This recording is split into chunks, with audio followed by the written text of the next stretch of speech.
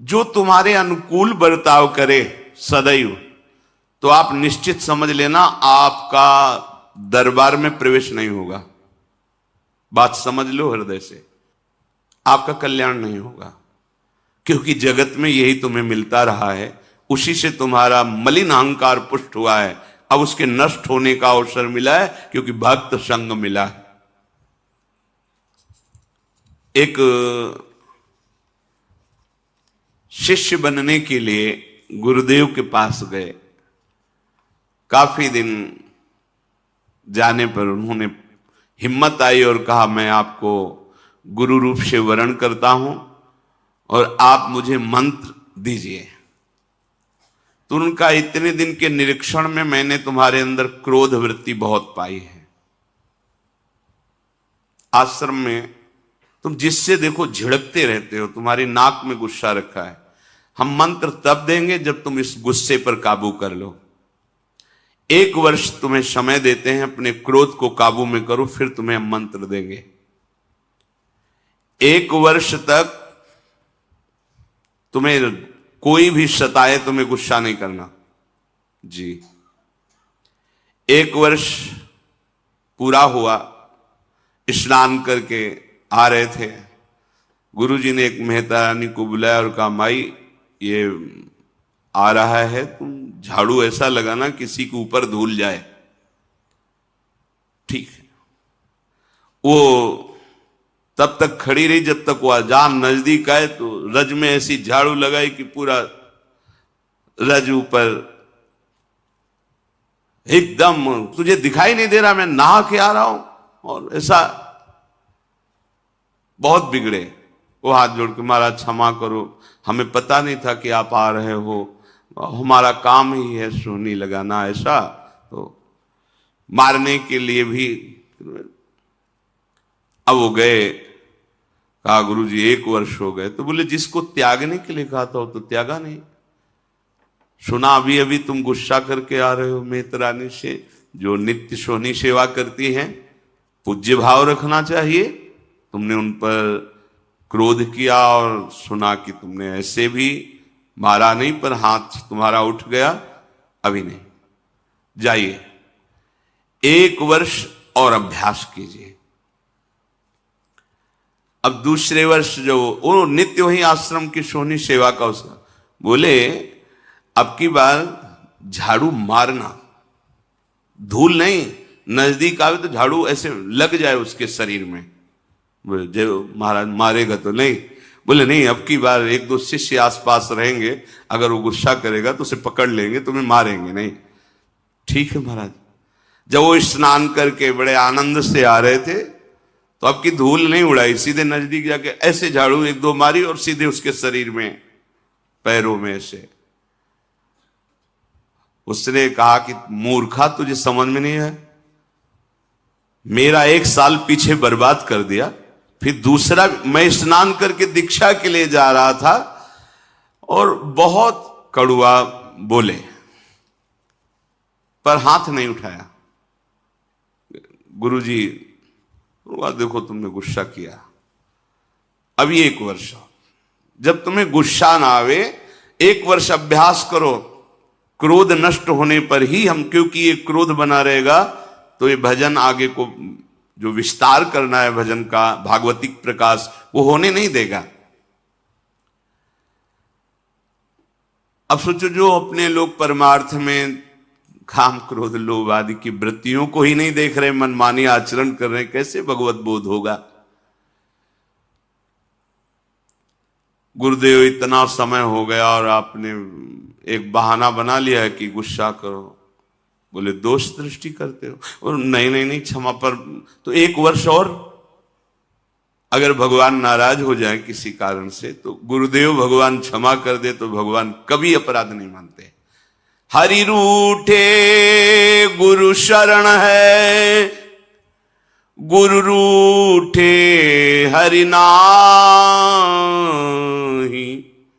यदि गुरु भगवान का हृदय संतप्त हो गया तुम्हारे आचरण से, तो तुम्हें भगवान श्री हरि सहयोग नहीं करेंगे। अगर श्री हरि नाराज हो जाए और गुरुदेव भगवान का वरद हस्त है, कुछ नहीं बिगड़ने वाला। गुरुजी ने कहा कि अब तुम्हें 1 वर्ष तक पुनः अभ्यास करना है। तीसरा वर्ष गंगा स्नान करके आया। गुरुदेव ने कहा आपकी बार कूड़ा भर के पूरी टोकरी रखना, जितना जूठन पत्तल सब आते उसकी खोपड़ी से डाल देना। ऐसा ही किया। जे भी नजदीक आए पूरा वो सब पवित्र जो प्रसादी दोना पत्तल झाड़ू से लगा के जो कूड़ा कर सब उनके ऊपर से डाल दिया। तुरंत उन्होंने घुटने टेके और चरण पकड़ा और कहा मां, मैं समझ नहीं पा रहा था कि आपका उद्देश्य क्या है। कहीं न कहीं गुरुदेव भगवान की हम पर कृपा है। मुझे आज दोबारा स्नान करने का सौभाग्य मिलेगा गंगा जी का।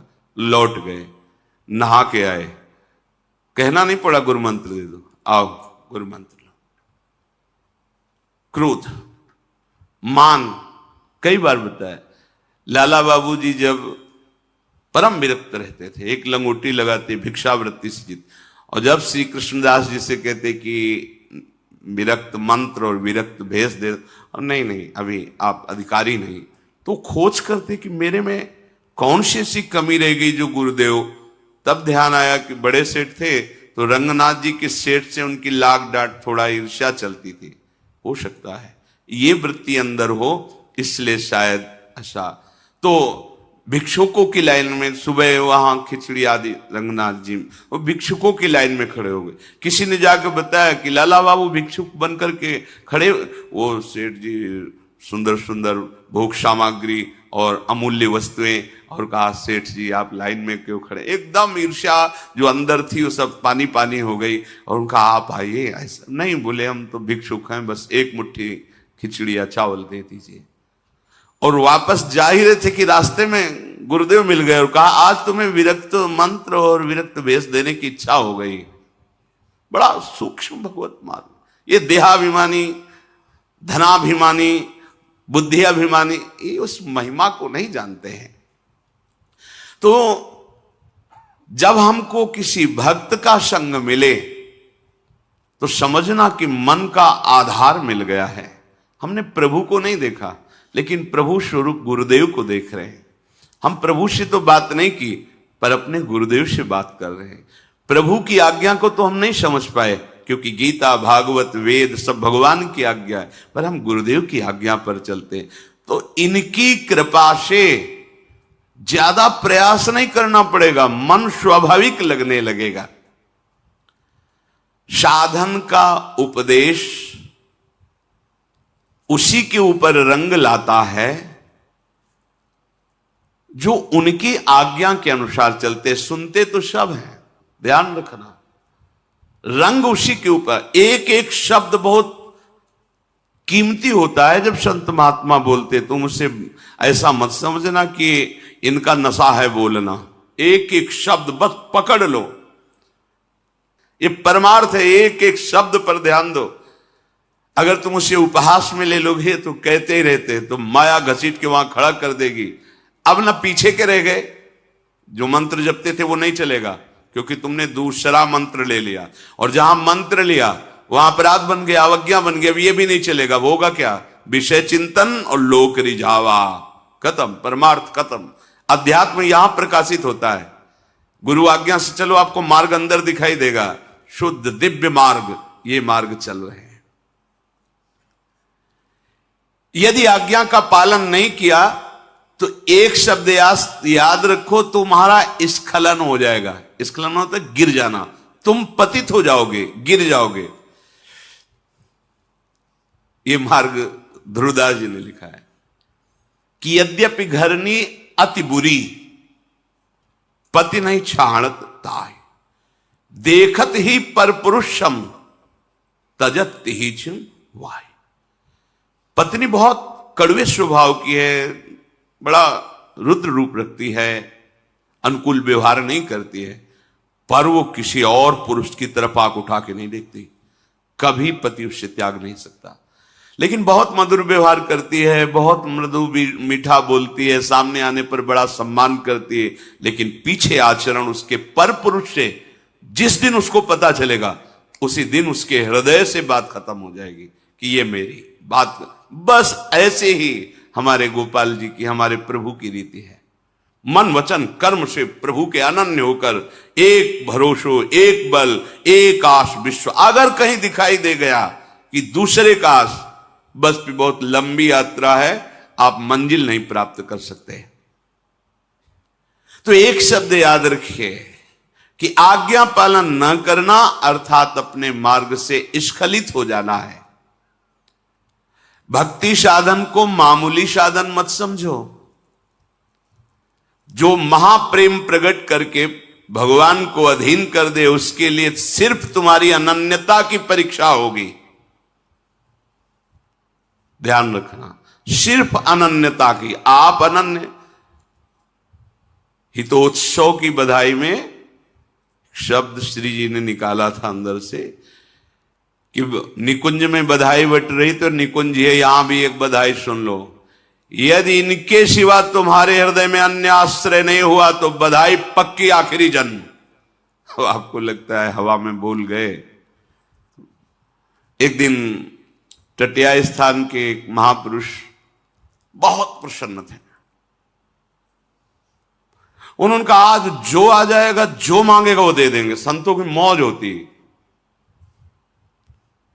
बिहारी जी की ऐसी लीला एक भी व्यक्ति नहीं गया उस दिन, एक भी। और आराम से बैठे थे, सबसे कह दिया आज जो मांगेगा कोई, बिहारी जी मांगेगा बिहारी जी दे देंगे, प्रीति जो चाहेगा वो दे देंगे। गया ही नहीं।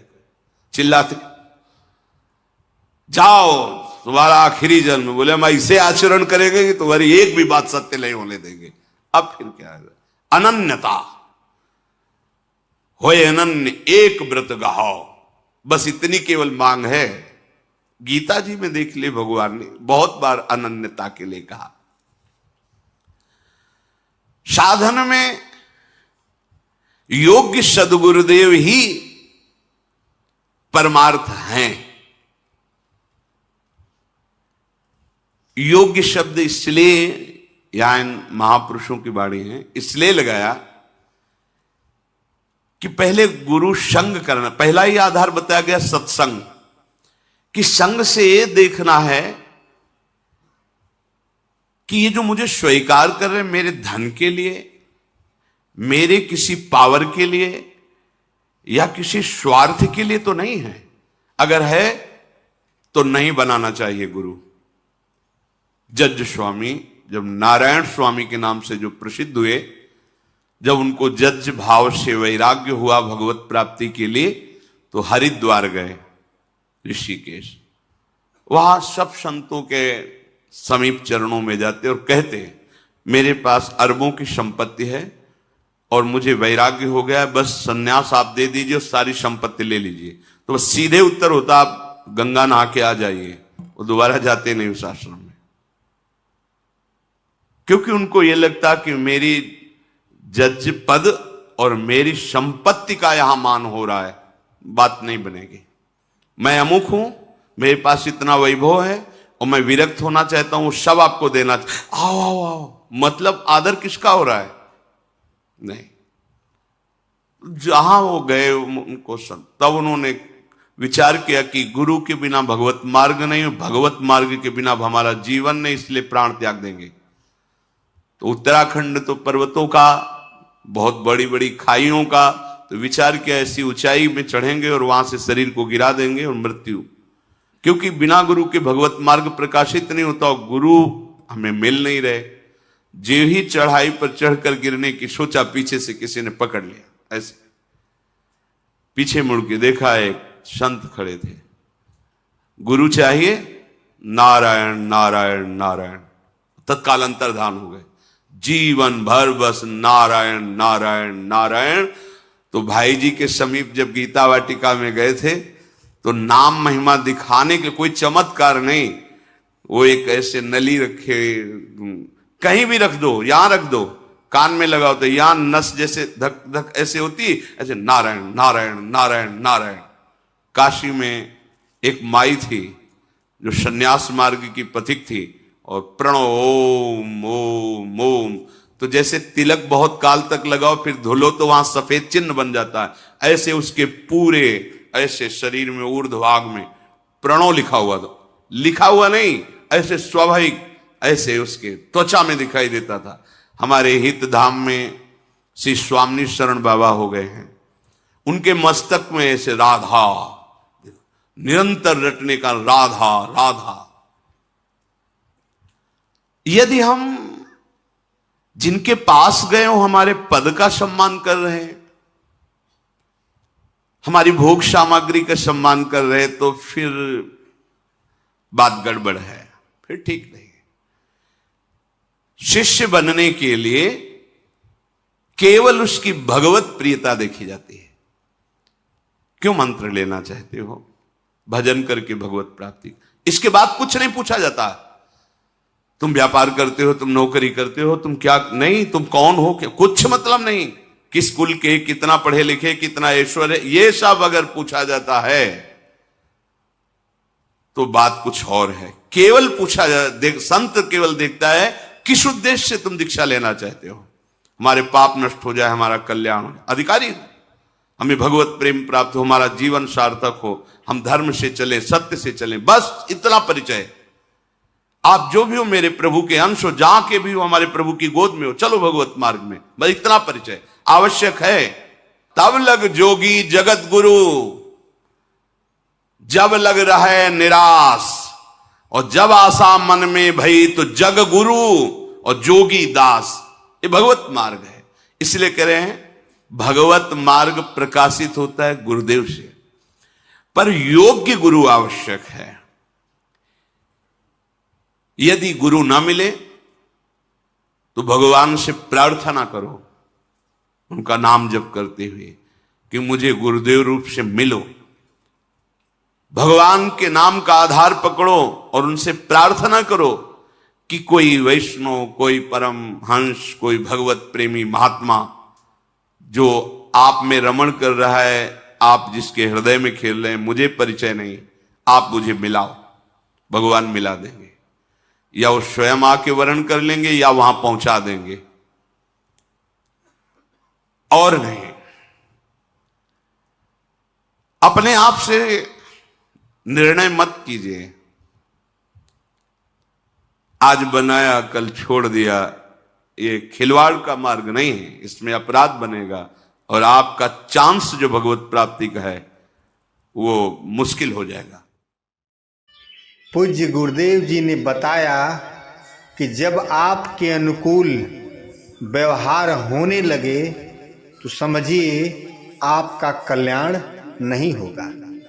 यदि आप कल्याण चाहते हैं तो पूज्य गुरुदेव जी के बातों पर ध्यान दीजिए, एक दिन निश्चित रूप से आपका कल्याण होगा। जय श्री राधे कृष्ण।